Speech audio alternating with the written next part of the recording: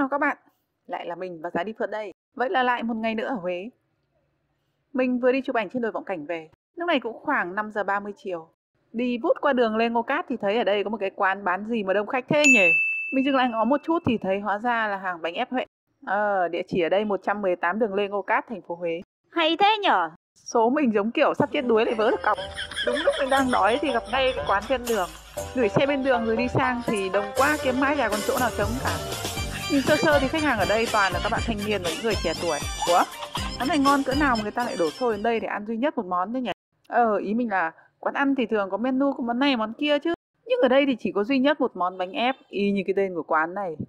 Thế là bèn đứng chơi chơi quay video và nói chuyện với chị đầu bếp. Mình nhìn quanh thì thấy ở đây chỉ có tới 3 đầu bếp. Họ cứ làm liền tay thoăn thoắt. Một người phải quản lý tới 4-5 cái bếp con. Vào bột và ra bánh liên tục cho khách. Hỏi ra thì mới biết bánh ép này làm từ bột năng. Cái cục trắng trắng kia kìa. Đấy. Chỉ cần véo một cục với định mức ước chừng bằng 5 đầu ngón tay, quẳng ngay vào cái máy ép bên trên bếp. Ép cho bẹp dí. Tiếp theo là dùng thìa sắn một thìa nhân thịt và phụ liệu trộn sẵn. Cái thìa màu đỏ ấy là ép dẹt ra. Còn màu đỏ làm từ cái gì thì mình chẳng biết. Mình hỏi chị đầu bếp thì chị ấy trả lời bằng giọng Huế nên mình nghe xong rồi cũng chả dịch nổi. Và cuối cùng là thìa trứng hành trộn lẫn. Và này chắc hẳn sẽ làm các bạn anti-fan của hành lá sẽ không vui đây. Rất nhiều hành nha. Xong rồi đấy. Ép tất cả chúng lại với nhau. Chờ một chút bằng kinh nghiệm ước chừng của đầu bếp. Để nó ra đĩa và bán nó với giá 6.000 đồng một chiếc. Chỉ có 6.000 đồng thôi nha. Tôi lại lặp lại cái vòng tuần hoàn. Béo tiếp một cục trắng. Rồi tới cục nhân màu đỏ. Cuối cùng là thìa trứng hành bla bla bla.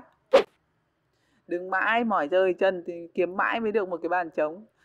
Còn bánh thì ra luôn chả phải đợi lâu. Bụng đói dã rời, chân tay bún rùn mà trong lòng thì đang rất chi là háo hức thưởng thức cái món ăn lạ hoắc lần đầu. Một set bánh thì bao gồm 2 chiếc bánh ép và một đĩa rau răm cộng đu đủ cộng dưa chuột, ăn kèm một bát mắm ớt. Ô chú choa ơi, từ bé đến giờ mới thấy cái bát mắm ớt nào mà nó lại nhiều ớt sa tế đến vậy.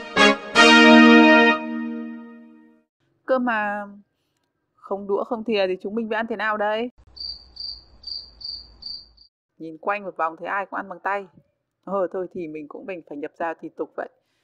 Lại cơ mà, ăn thế nào cho đúng nhỉ?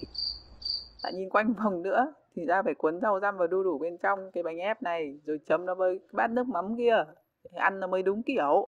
Chú chóa ơi, nước mắm cay quá, mà cắn miếng bánh nó tê cả lưỡi. Bánh thì dai dai, lại có nhiều nhân của bánh và cả rau dưa mình gói kèm thì ăn rất chi là đưa miệng. Mặc dù một suất chỉ có 2 cái bánh ép thôi mà ăn no căng bụng nha. Mình ăn xong suất này, thế là nhịn bữa tối luôn. Thôi, ăn hết bánh rồi thì trả chỗ cho người khác còn vào ăn chứ bà già ơi. Ăn suất bánh ép có 12.000 mà ngồi rỉa từng cọng rau dưa với đu đủ thế kia, chủ quán còn bán với chả buôn cái gì nữa. Về thôi, về còn gạo sông Hương nước chảy nữa nào. Về thôi, ghét cô.